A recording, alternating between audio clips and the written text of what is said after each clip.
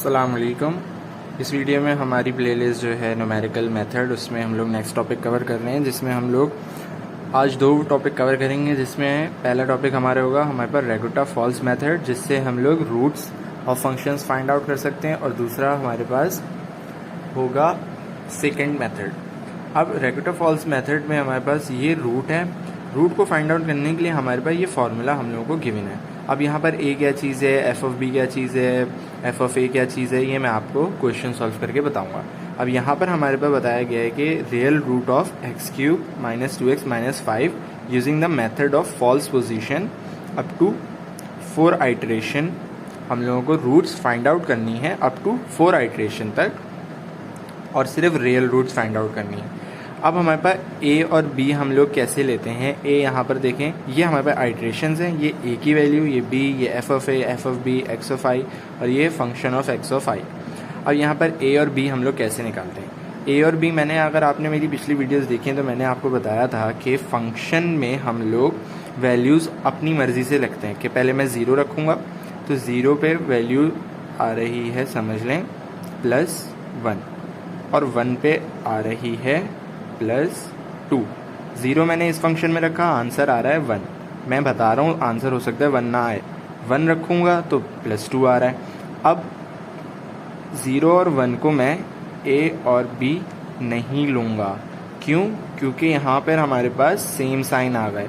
अगर यहाँ पर ऑल्टरनेट साइन आ जाते, फर्स्ट कर लें कि अगर मैं 0 रखता इस फंक्शन में और आंसर आता +1, और मैं 1 रखता इस फंक्शन में आंसर आता -2, अब मैं इसको ए ले सकता था और इसको बी ले सकता था, क्योंकि ऑल्टरनेट साइन हमारे पास आ गए।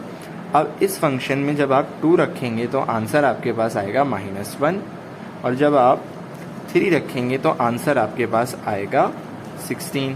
तो ये ऑल्टरनेट साइन होगा, ये +16, ये -1। तो ए को मैं ले सकता हूँ, हमारे पास 2, बी को हम ले सकते हैं 3, बी को हम लोग ले सकते हैं 3। अब ए भी आ गया, बी भी आ गया। एफ ऑफ ए हमारे पास क्या है, यहाँ पर आप एफ ऑफ ए, इसमें आप जब ए रखेंगे तो हमारे पास -1, बी रखेंगे तो f of b. X of i हमारे पास क्या है, ये एक्स ऑफ आई है। इसमें ए की वैल्यू रखें, एफ ऑफ बी रखें, एफ ऑफ ए रखें, एफ ऑफ बी रखें, एफ ऑफ ए रखें, सॉल्व करें तो हमारे पास आंसर आएगा 2.0588। मैं कैलकुलेटर में रख के नहीं बता रहा है क्योंकि बहुत ज़्यादा टाइम लग जाता है। और एफ ऑफ एक्स आई हमारे पास क्या रखेंगे, इस फंक्शन में एक्स ऑफ आई की वैल्यू रख दें तो हमारे पास एफ ऑफ एक्स आई आ जाएगा। अब हमारे पास देखें नेक्स्ट टर्म में हमारे पास यहाँ पर 2.0588 कैसे आया।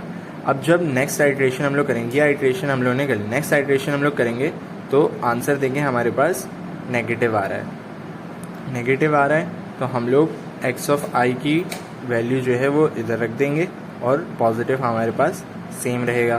फिर इसको फंक्शन में रखेंगे तो एफ ऑफ ए, इसको फंक्शन में रखेंगे तो f of b. X of i हमारे पास कैसे आएगा, इसमें रखेंगे तो एक्स ऑफ आई आ जाएगा। एफ ऑफ एक्स आई कैसे आएगा, इसमें एक्स आई की वैल्यू रखेंगे तो एफ ऑफ एक्स आई आ जाएगा। इस तरीके से फिर नेगेटिव आंसर आया तो इसकी वैल्यू अब इधर आ जाएगी, पॉजिटिव ही रहेगा। अब फर्ज कर लेंगे इधर नेगेटिव नहीं आता, इधर पॉजिटिव आंसर आ जाता।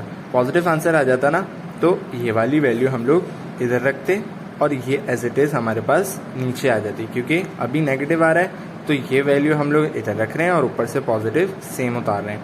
फिर हम लोग इसकी आइट्रेशन को पूरे करते हैं। अब इसी तरीके से हम लोग 4 आइट्रेशन तक जाएंगे। तो यहाँ पर हमारे पास लास्ट आंसर हम लोग का क्या आ रहा है, -0.0206। अब आपको एटलीस्ट पॉइंट के बाद 4 नंबर तक हम लोगों को लिखना होता है, मतलब 4 डेसिमल प्लेसेस तक हम लोगों को सॉल्व करना ही पड़ता है। तो ये 4 आइट्रेशन हम लोगों की यहाँ पर ख़त्म हो गई। अब चलते हैं नेक्स्ट मेथड की तरफ। ये कैलकुलेटर में रख के देख लीजिएगा, यही आंसर आएगा। कैलकुलेटर में रखने के लिए आप लोग क्या करते हैं, अल्फ़ा दबाते हैं, उसके बाद हम लोग दबाते हैं एक्स, फिर अल्फ़ा, फिर is equals to alpha x, फिर अल्फ़ा इज़ इक्वल्स टू। अब ये जो फंक्शन है ये हम लोग को लिखना है। ए हमारे पास अल्फ़ा ए, फिर एफ ऑफ बी में हम लोग आप कर लेंगे भाई वो बी है, इस तरीके से बी आ जाएगा एफ ऑफ बी। तो ये पूरी टर्म आपको कैलकुलेटर में लिखनी पड़ेगी। इधर मैं लिखूंगा तो बहुत लंबी वीडियो हो जाएगी, इसलिए मैं नहीं लिख रहा हूँ। तो इस तरीके से आप कैलकुलेटर में इसको सॉल्व कर सकते हैं। अब नेक्स्ट मेथड में हमारे पास सेकंड मेथड तो बहुत इजी है। xn+1 की हमारे पास फार्मूला हम लोगों को ये गिवन है, ये हमारे पास क्वेश्चन है। आइट्रेशन x ऑफ n-1 और हम लोगों को फाइंड आउट क्या करना था, xn+1। अब x ऑफ n-1 हमारे पास गिवन है, x ऑफ n हमारे पास गिवन है। 4 आइट्रेशंस तक हम लोगों को बात करनी है। x ऑफ n 0.4 है, x ऑफ n-1 0.5 है। x ऑफ n+1 कैसे आएगा, x ऑफ n की जगह 0.4। f ऑफ xn फंक्शन में x ऑफ n की वैल्यू को पुट करना है। ये x ऑफ n हमारे पास ये वाली value minus x of n-1 ये वाली वैल्यू, इस तरह x ऑफ n-1 फंक्शन में x ऑफ n-1 की वैल्यू पुट करेंगे।